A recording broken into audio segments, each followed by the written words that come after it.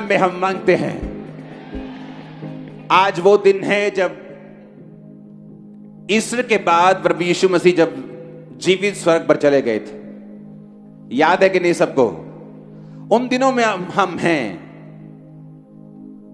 आज एक एक जन जो चर्च में है, आप खड़े होकर वचन सुनेंगे अगले 10-15 मिनट, और एक एक जन पर आज ले हैंड होगा। पवित्र आत्मा की भरपूरी के साथ आप भर के वापस जाएंगे। बीमारियां यहीं छोड़ के जाएंगे, दुष्ट आत्माएं यहीं छोड़ के जाएंगे, ट्रबल्स को यहीं छोड़ के जाएंगे, नई ग्रेस को साथ लेके जाएंगे। आमीन। ऊंचा ये बरकत आपकी होगी। ऊंची आवाज से बोलो हालेलुया। क्वायर भी थोड़ा जाग जाए। आज सो रहे हो तुम, जाग जाओ। ओके, अब जाग कर हमें वर्शिप करनी है। ऊंची आवाज से बोलो हालेलुया। फिर से बोलो हालेलुया।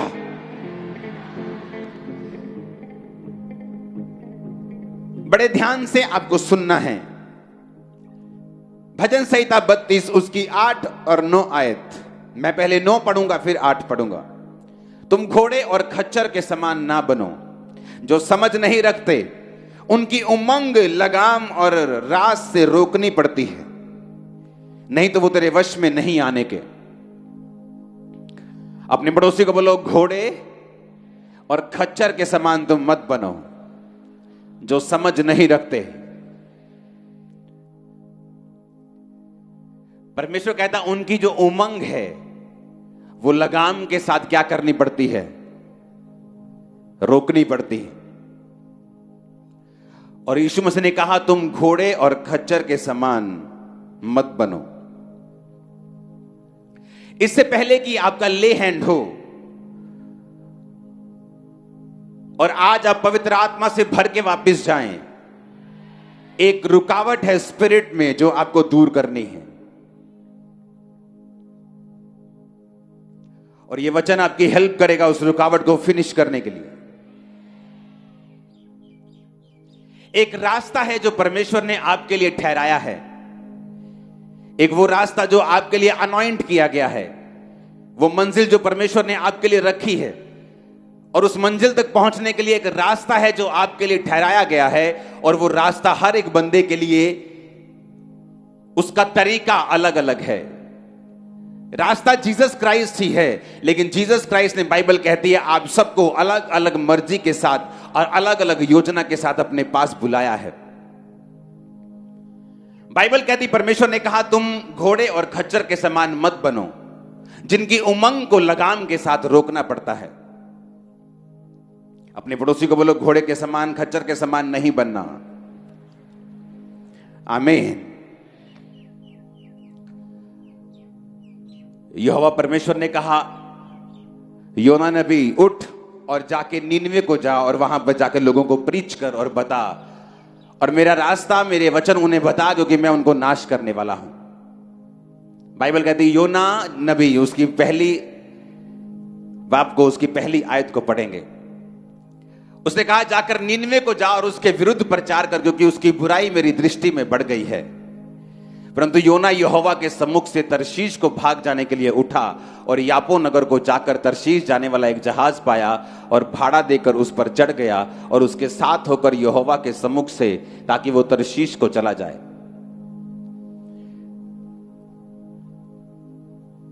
अगर परमेश्वर ने उसे गुजरात जाने के लिए बोला तो वो मेघालय जाने की तैयारी कर रहा था। अगर कश्मीर जाने के लिए परमेश्वर ने बोला तो वो कन्याकुमारी जाने की तैयारी कर रहा था। और वो परमेश्वर से भागा, और जिस समुद्र में वो सफर कर रहा था, उस नाव को, उस समुद्री जहाज को परमेश्वर ने एक लहरों में फंसा के एक तूफान में फंसाया। और जब सब मरने लगे तो सबने चिट्ठी डाली कि ये मुसीबत किस वजह से हम पे आई है, और चिट्ठी योना के नाम की निकली। योना को उठाया गया, वो सो रहा था, कि तेरे नाम पे चिट्ठी निकली है, क्या बात है? उसने बताया कि मैं यहोवा के सम्मुख से भाग आया हूं। परमेश्वर ने तो मुझे कहीं और जाने के लिए बोला था, लेकिन मैंने परमेश्वर की आवाज को नहीं सुना और मैं प्रभु के सामने से भाग आया हूं। परमेश्वर ने मुझे नीनवे जाकर लोगों को बचाने के लिए बोला था, लेकिन मैं वहां जाना नहीं चाहता था, इसलिए मैं भाग आया हूं। उन्होंने कहा तेरे कारण ये विपत्ति पड़ी। योना ने कहा हाँ मेरे कारण पड़ी है, और अगर तुम मुझे उठाकर समुद्र में फेंक दोगे तो अभी समुद्र की लहरें जो हैं होगी वो शांत हो जाएंगी। और जब उन्होंने योना को फेंका, लहरें शांत हुई। बाइबल कहती जब योना डीप समुद्र के अंदर चला गया, जब अंदर भी समुद्र के पहाड़ होते हैं, अंदर भी अगर आपको मालूम हो तो माउंट एवरेस्ट से भी ऊंचा पहाड़ समुद्र के नीचे। तो बाइबल कहती है वो समुद्र के नीचे जब वो मूर्छा खाने लगा, जब वो मरने लगा, तो परमेश्वर ने एक मछली को ठहराया, एक व्हेल ने उसे निगला। और बाइबल कहती है वो मछली के पेट में 3 दिन और 3 रात रहा और अंदर से परमेश्वर के पास प्रार्थना करता रहा, क्योंकि उसे मालूम था कि परमेश्वर ने उसे एक और मौका दिया है। और बाइबल कहती परमेश्वर ने फिर मछ को उस व्हेल को आज्ञा दी, उसने जाकर उसे किनारे पर उगल दिया। वहां से वो 3 दिन के मार्ग पर उसी नीनवे को गया और उन लोगों को बचाया, प्रीच किया, उन्होंने मन फिराया और सारे के सारे लाखों लोग बचाए गए।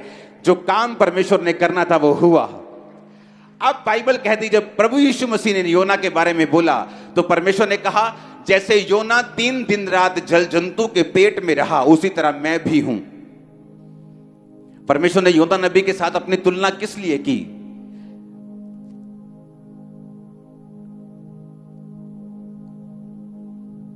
आज कौन सा दिन है जब जीसस क्राइस्ट स्वर्ग पे गए? हां, क्या बोल के गए थे आपको?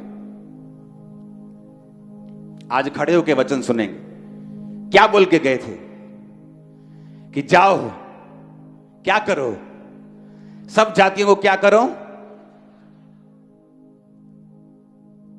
पुराने टाइम में कोई नबी होता था, परमेश्वर जिससे बात करते थे, जिस पर आत्मा उतरता था, वही ब्लेस्ड होता था, वही परमेश्वर को जानता था, पब्लिक शक्ल देखती थी उसकी। और अब खूबसूरती क्या है? परमेश्वर ने कहा जब जीसस क्राइस्ट मर के जी उठे तो अब आपको याजकों के पास जाकर पाप माफ करवाने की जरूरत नहीं, क्योंकि आप खुद एक याजक हैं, खुद एक राजा हैं और हमारा महायाजक प्रभु यीशु मसीह। इस बात को समझे कि नहीं? अब जिस तरह परमेश्वर योना को देखते थे और योना को देखकर बोलते थे कि योना मैं ये चाहता हूं कि वो देश बचाया जाए, क्योंकि उनको किसी चीज की नॉलेज नहीं है, वो पाप में तो हैं, लेकिन अगर तू जाएगा तो वो उन्हें प्रीच करेगा तो वो लोग बच जाएंगे योना। और योना थोड़ा ड्रामा करके गया, लेकिन गया जरूर। मैं आपको इसलिए ये बात बता रहा हूं क्योंकि जब परमेश्वर भविष्यद्वक्ताओं को कोई बात बोलता था तो परमेश्वर जब वो बात को नहीं सुनते थे तो लगाम के साथ, जब घोड़ा मुड़ता नहीं इशारे में तो क्या करनी लगाम खींचनी पड़ती उसकी। और लगाम कहां होती उसकी? नाक के अंदर। जब लगाम खींचते हैं तो नाक में चोट लगती है, उसको दर्द होता है नाक के अंदर।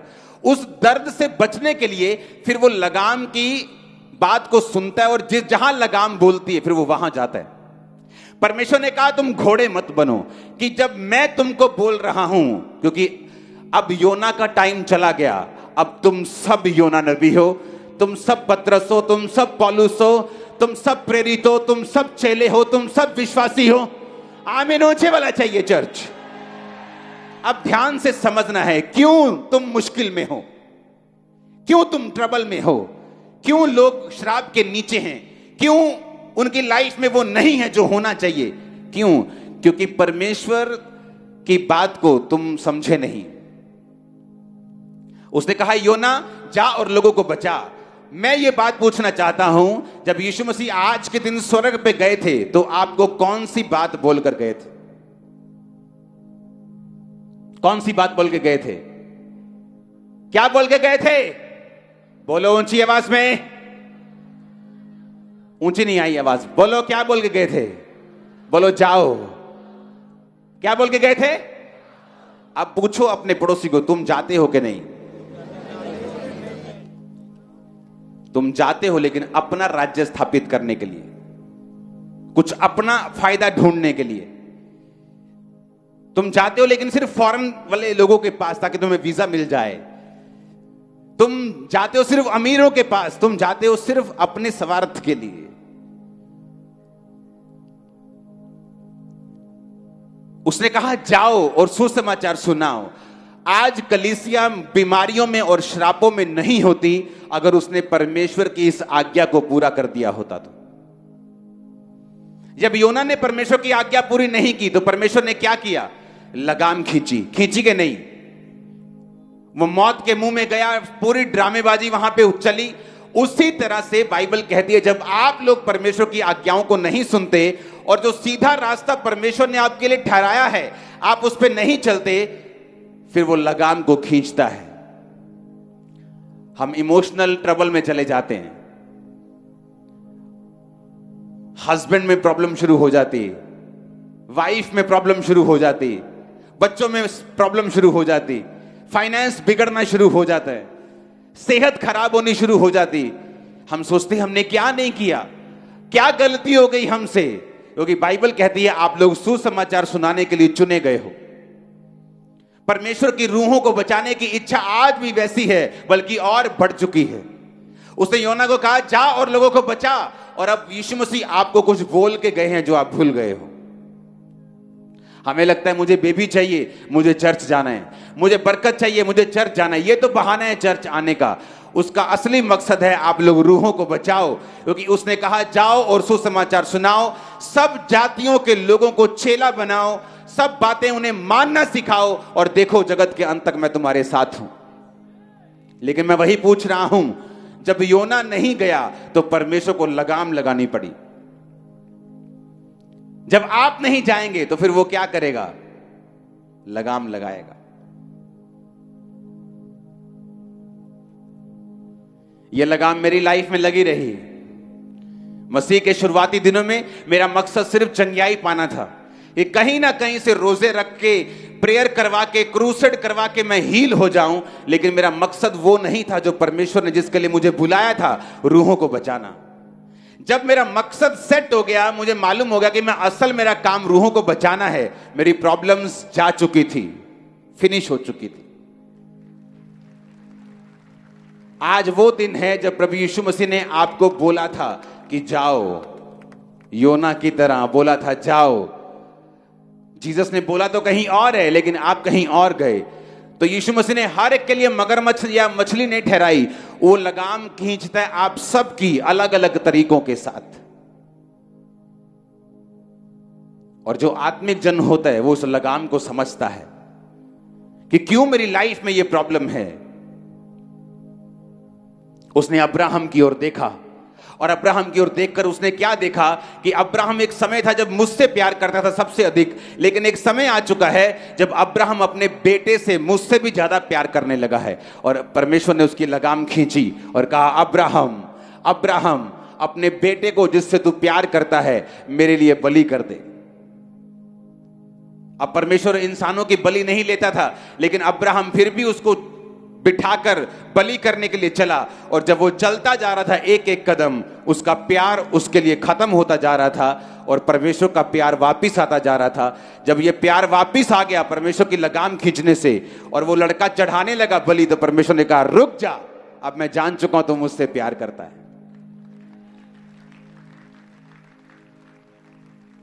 हालेलुया। आप किससे प्यार करते हैं? अपने बिजनेस से? आपका बिजनेस फिर डेंजर पोजीशन में आ जाएगा एक दिन। अपनी वाइफ से, प्रभु से भी ज्यादा, अपने हस्बैंड से, अपने बच्चों से, अपने फाइनेंस से, अपने शरीर से, समाज से, अपनी पोजीशन से, अपनी इज्जत से।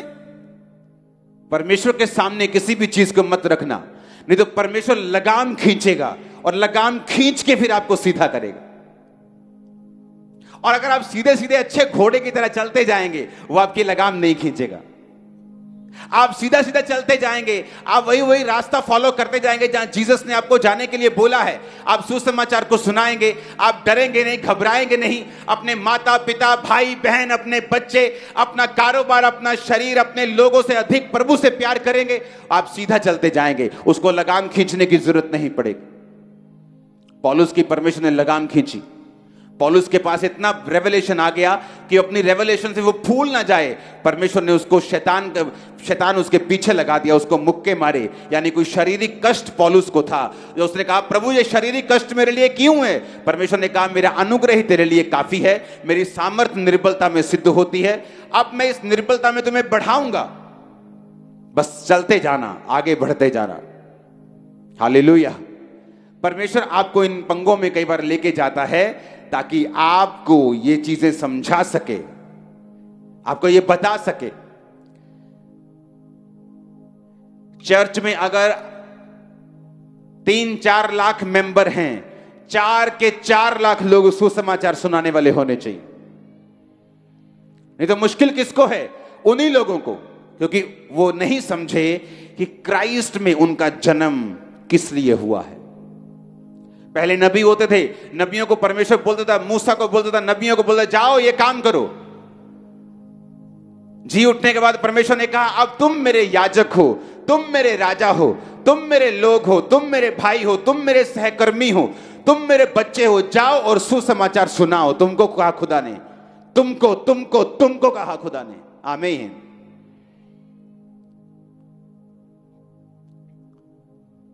स्वर्गदूत आया जकरिया के पास, कहता जकरिया तेरी प्रार्थना सुन ली गई है, बुढ़ापे में तेरे बेटा होगा, तेरी पत्नी जो बांझ कहलाती है वो पुत्र जनेगी, उसका नाम यूहन्ना रखना। उसने कहा ये कैसे हो सकता है, वो बूढ़ी हो चुकी है।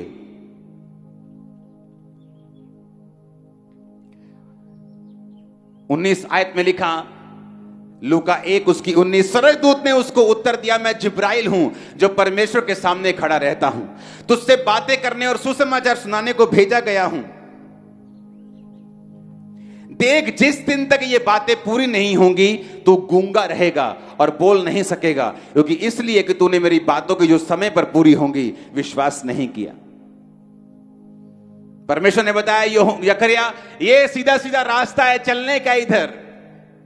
कहता नहीं नहीं नहीं, ये हो ही नहीं सकता, मेरी तो पत्नी बहुत बूढ़ी है और मैं बड़ा बूढ़ा हूं, हम तो बच्चा हो ही नहीं। अब स्वर्गदूत कहता अब तू गूंगा रहेगा, क्योंकि मुझे तेरी लगाम खींचनी पड़ेगी ताकि तू बोल बोल करके मेरे हो नहीं सकता, कहीं सचमुच अपनी पत्नी को बांझ ना कर दे, इसलिए तेरी लगाम को मैं खींचूंगा और तेरा मुंह बंद रखूंगा ताकि तेरे बच्चा हो जाए। और जब बच्चा हो गया उसका नाम यूहन्ना उसने लिख के दे दिया, उसकी जुबान खुल गई। हालेलुया। अब यह फैसला आप लोगों को करना है कि लगाम खिंचवा के परमेश्वर का काम करना है कि सीधे सीधे करना है। हालेलुया। क्योंकि परमेश्वर ने कहा मैं तुम्हें बरकत देना चाहता हूं, आप ही की प्रेयर है मुझे बरकत मिले, आप ही की प्रार्थना है मैं छुटकारा पाऊं, आप ही की प्रेयर है मैं आगे बढ़ूं, मेरा परिवार ब्लेस हो, मेरे बच्चे ब्लेस हो।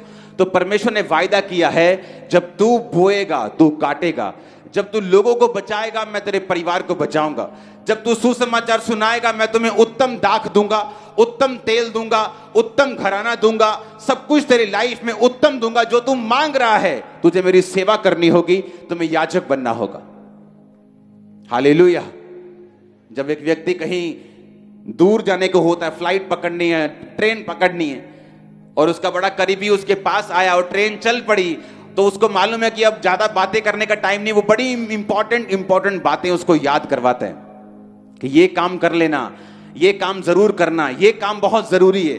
जब जीसस क्राइस्ट स्वर्ग पे चढ़ रहे थे तो वो लाखों बातें बता सकते थे, लेकिन उन्होंने मोस्ट इंपॉर्टेंट बात आपको बोली, जाओ और सुसमाचार सुनाओ, सब जातियों के लोगों को चेला बनाओ, किसी का मुंह देखकर मत डरो, उन्हें बताओ जीसस क्राइस्ट धर्म और जात को बदलने नहीं आए, जीवन बदलने के लिए आए। लोग बदलेंगे, तुम ब्लेस हो गए यीशु के नाम में।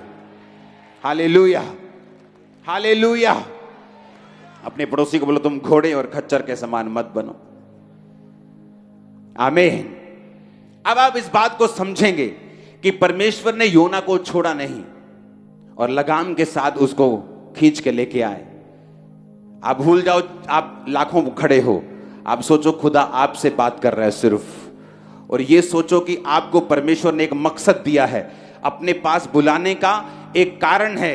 वो कारण है लोगों को बचाना, रूहों को बचाना, मरते हुए नशे वाले लोगों को बचाना, उनको यीशु मसीह के बारे में बताना, स्वर्ग राज्य का वारिस बनाना। ये आपका मकसद है। आज के आप नबी हैं, आप आज के याजक हैं, आज के आप विश्वासी हैं, आज के पास्टर हैं, आज के प्रेरित हैं। आमीन। अब ये सोच लो कि आपको लगाम के साथ चलना है कि आपको सीधा चलना है। 3 तरह की सिचुएशन होती। कई लोग होते हैं वो लगाम के साथ नहीं चलना चाहते, उनको मालूम है कि मैं जो खुदा की बात से इधर उधर होऊंगा तो वो फिर से मुझे खींच के लेके आएगा, मुझे दुख होगा, दर्द होगा, घूम फिर के फिर वही बोर्ड के नीचे मैं आऊंगा, वही ऊंट पहाड़ के नीचे आएगा। तो इससे अच्छा ये है मैं अच्छी तरह से चलूं। एक वो लोग होते हैं, एक वो लोग होते हैं जो अच्छी तरह से नहीं चलते और परमेश्वर लगाम खींच के, वो आपकी नब्ज को जानता है, उसे मालूम है आप अपने इकलौते बेटे से बहुत प्यार करते हो, वो जानता है कि आप अपने हस्बैंड से, अपने बिजनेस से बड़ा प्यार करते हो। फिर वो उन चीजों को खींचने की कोशिश करता है, वो खींचता है आपको ताकि आप लोग समझें कि मुझे पहला स्थान जो है वो परमेश्वर को ही देना है। कितने मेरी बात समझ रहे हैं? फिर तीसरे तरह के लोग वो होते हैं जो इन चिन्हों के कारण भी नहीं समझते और परमेश्वर से दूर होते जाते हैं। इन चिन्हों के द्वारा भी वो नहीं समझते कि परमेश्वर हमारी लाइफ से क्या चाहता है, और फिर वो हेल के लिए, वो नरक के लिए तैयार होते हैं जो उनके लिए और शैतान के दूतों के लिए तैयार किया गया है। क्योंकि परमेश्वर जबरदस्ती नहीं करता, वो एक लेवल तक आपको समझाने की कोशिश करता है। जब वो देख लेता है वो उस लेवल से नहीं समझते, वो आपको छोड़ देता है। आज जब आप पे ले हैंड होगा, क्योंकि आज रुमाल से आज मैं आपके बीच में आकर आप पे आज का ले हैंड स्पेशल होगा। जितने आप आ गए हो ना, आज आप बरकत पा चुके हो, मैं सच कह रहा हूं। आज आप एक प्रेयर करोगे, परमेश्वर आज से मैं ऐसा बनूंगा, ऐसा बनूंगी कि मेरी लगाम जो होगी वो खच्चर के समान तुझे रोकनी नहीं पड़ेगी। मैं समर्पित होकर चलूंगा, बिना पाप के, बिना गंदगी के, बिना किसी पंगे के, और मैं सीधा चलूंगा और तेरे नाम का प्रचार करूंगा। और जब आप पे ले हैंड होगा, ग्रेस आप पे आएगी, फायर आप पे आएगी, आप सेम नहीं होंगे। और सुना मेरी बात, जब आपकी लाइफ डेडिकेट हो जाएगी क्रिश्चियन कामों के लिए, सुसमाचार के लिए, आपको मालूम है कि मेरी लाइफ समर्पित हो रही है, वो आपको चंगा भी कर देगा, आपके हस्बैंड को भी चेंज कर देगा, वाइफ को भी कर देगा, बच्चों के दिमाग को चेंज कर देगा, फाइनेंस को भी बदल देगा। वो सारी सिचुएशन चेंज हो जाएगी यीशु के नाम में। आप देखेंगे हर वो सिचुएशन जो आपको तंग करती आई वो फिनिश होगी और शैतान के सारी योजनाएं नाश होंगी। आप देखेंगे अपनी लाइफ में दुश्मन शर्मिंदा होंगे, आपके सामने मेज बिछा होगा, लाइफ की हर बेस्ट वस्तु उसके ऊपर होगी। आमीन, आमीन। अब डिसीजन आपके हाथ में है, आपको लगाम के साथ चलना है। हर टाइम की वो आपकी लगाम खींचे, आपको निराश करे और फिर आप सीधे रास्ते पे चलें, कि आपको सीधा ही सीधा सीधा चलना है। ये आपने फैसला करना है। आज जब आप पे प्रेयर होगी, जब रुमाल के साथ आपको अनॉइंटिंग हैंकीज के साथ टच किया जाएगा, आप हील भी होंगे। अगर आपने प्रेयर कर ली है, अगर आपने अंगीकार कर लिया कि परमेश्वर आज से मैं तेरा काम करूंगा, आज से मैं तेरे नाम के सुसमाचार को लेके जाऊंगा, मैं लोगों को तेरे बारे में बताऊंगा। और यह आसान नहीं होगा। योना को मालूम था ये आसान काम नहीं है, इसीलिए वो भाग रहा था। उसे मालूम था अलग देश में जाके बोलना, लोगों का उपहास भी बनूंगा, लोगों के लिए मजाक भी बनूंगा, लोग ठोकरे भी मारेंगे, गाली भी निकालेंगे। उसे मालूम था, इसलिए वो भाग रहा था। भागना मत, एक बड़ी बरकत है आपके परिवार के लिए रखिए, आपके लिए रखिए, भागना मत। आमीन। जब फौजी जाता है ना, सामने दुश्मन होता है, उसे मालूम हो ये बड़ा है कि छोटा है, वो भागता नहीं। उसे मालूम है पीछे में मुड़ूंगा तो मौत भी है और बेइज्जती भी। अब आगे बढ़ना है, दैट्स इट। घर वालों को याद ज्यादा करूंगा तो ना उनके काम आऊंगा, ना अपने दुश्मन को मार पाऊंगा।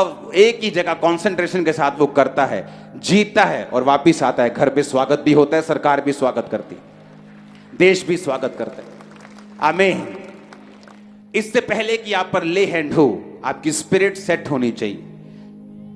जो आत्मिक सेंसिटिव लोग हैं, जो समझदार लोग हैं, वो समझ जाते हैं कि मेरी लाइफ में यहां पर परमेश्वर ने लगाम खींची है, मेरी लाइफ में यहां पर परमेश्वर ने मुझे मुक्का मारा है, मेरी लाइफ में यहां पर परमेश्वर ने यह काम किया है, तो मुझे क्या करना है। आमीन। आपको सीधे होके चलना है। उसने आपको खास मकसद के लिए बुलाया है। बेस्ट पार्टनर्स, बेस्ट लोग आपकी लाइफ में आने का इंतजार कर रहे हैं। आप जैसे इस रास्ते पे चल पड़ेंगे, बाइबल कहती है कि परमेश्वर के मार्गों में उत्तम पदार्थ पाए जाते हैं। आप देखते हैं लोगों की मैरिज, सारी उम्र सेटिंग नहीं होती उनकी, रोज छित्तर पनीर की रोटी खाते हैं वो, जिसमें छित्तर भी होते हैं और पनीर भी होते हैं। दोनों तरह की रोटी होती, छित्तर भी होते हैं, साथ साथ पनीर भी होता है, क्योंकि वो जो मैरिज पार्टनर है उन्होंने परमेश्वर के रास्तों पर चलकर नहीं पाया है। और परमेश्वर ने कहा मेरे मार्गों में उत्तम पदार्थ पाए जाते हैं। जब तुम मेरे मार्ग पे चलेगा तो उत्तम पदार्थ तुम्हें मिलेंगे। तुम्हें पार्टनर उत्तम मिलेगा, बिजनेस उत्तम, देश उत्तम, फाइनेंस उत्तम, चर्च उत्तम, बच्चे, हस्बैंड, वाइफ, सब कुछ उत्तम। लेकिन उसने एक और कंडीशन रखी है, कहता मेरा रास्ता कैसा है? तंग है, संकरा है, तंग है, मुश्किल से तुम्हें जाना पड़ेगा, और थोड़े हैं जो इसे पाते हैं। लेकिन दूसरा रास्ता खुला है, व्यभिचार का रास्ता ओपन है, और बहुत होंगे जो उस रास्ते पे चलेंगे। लेकिन तंग रास्ते पे उसने कहा बहुत थोड़े हैं जो इस रास्ते पे चलेंगे। और उत्तम पदार्थ अगर किसी ने पाए हैं तो तंग रास्तों में पाए हैं। हालेलुया। जब आज आप पे ले हैंड होगा और ब्रांचेस भी तैयार रहे ले हैंड करने के लिए, आज आप घुटनों पे जब आप आएंगे ले हैंड के लिए तैयार होंगे, मुझे कहने की जरूरत नहीं पड़ेगी, वो तमा भागेगा, बहरापन जाएगा, वो रसौलियां निकलेंगी, बीमारियां खत्म होंगी, वो रास्ते ओपन होंगे, वो फाइल जो नीचे दबी ऊपर होनी चाहिए ऊपर होगी, जो नीचे होनी चाहिए ऊपर है वो नीचे चली जाएंगे। और आपकी बरकत के लिए आमीन। मेरे को ऊंचा चाहिए चर्च। जस्ट आपको परमेश्वर को बोलना है, परमेश्वर मैं तेरे काम करने के लिए तैयार हूं। मैं वो बंदी नहीं हूंगा जिसकी लगाम खींचनी पड़े। मैं सीधा सीधा तेरे रास्तों पे चलूंगा, सीधा सीधा तेरे रास्तों पे चलूंगी। आमीन, आमीन। जब आप पे ले हैंड होगा, आप यही प्रार्थना अपने मन में लगातार करेंगे कि परमेश्वर मैं तेरे काम करने के लिए तैयार हूं। आप डॉक्टर हैं, डॉक्टर बनना चाहते हैं, आप भी ये प्रार्थना कर सकते हैं। आप इंजीनियर हैं या बनना चाहते हैं, आप भी ये प्रेयर कर सकते हैं। आप पॉलिटिशियन हैं या बनना चाहते हैं, आप भी ये प्रेयर कर सकते हैं। आप पास्टर हैं, आप कोई भी हैं, परमेश्वर की सेवा सबके लिए है। मैं सारा दिन डॉक्टर से बात नहीं करता हूं, मैं डॉक्टर नहीं हूं, मैं हॉस्पिटल में नहीं रहता हूं। तो डॉक्टर डॉक्टर को बचाएगा, नर्स नर्स को बचाएगी, लेबर लेबर को बचाएगी, बिजनेसमैन बिजनेसमैन को बचाएगा। कितने मेरी बात को समझ रहे हैं? तो हर एक बंदा ये बोले, खुदावंद मैं तेरे नाम की गवाही दूंगा, मैं तेरे नाम का प्रचार करूंगा। जो आज के दिन तूने 2000 साल पहले कहा था कि जाओ और सुसमाचार सुनाओ, सब जातियों के लोगों को चेला बनाओ, मैं इस वचन को पूरा करूंगा। आमीन, आमीन।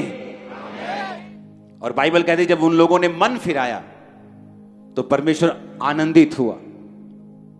वो नहीं चाहता कोई भी नाश हो। लोग बोलते परमेश्वर कहां है? जब हॉस्पिटल में लोग मरते हैं, जब उनके इकलौते बच्चे मर जाते हैं, जब उनके हस्बैंड जवानी में वाइफ्स मर जाती हैं, तो बोलते हैं कि परमेश्वर कहां है? अरे परमेश्वर ने उसे नहीं किया।